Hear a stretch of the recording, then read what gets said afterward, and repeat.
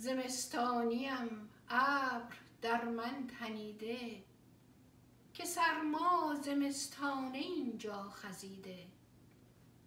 دریغا که آن مهربان مهر ایران، نتابیده بر ما که ما را ندیده.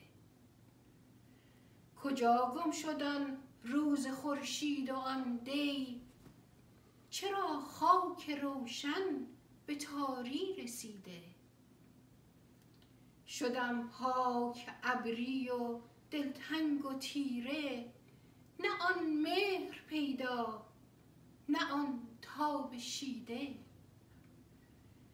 چه تلخ و چه دلسوز می گرید این باغ، از این باد ویران که این سو وزیده.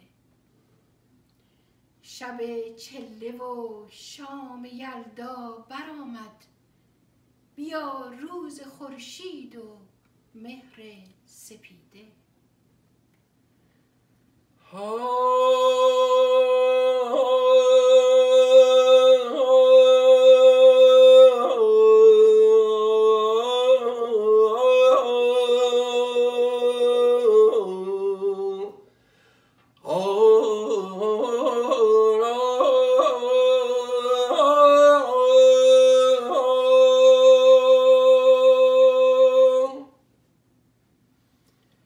چه تلخ و چه دلسوز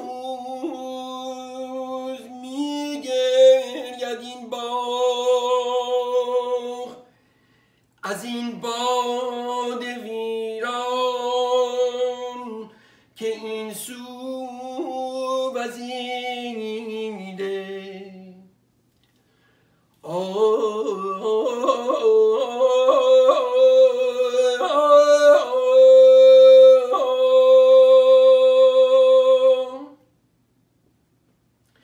کجا گم شد آن روز خورشید و آن دی،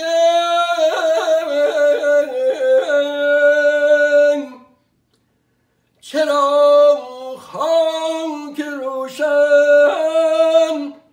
به تاری رسیده.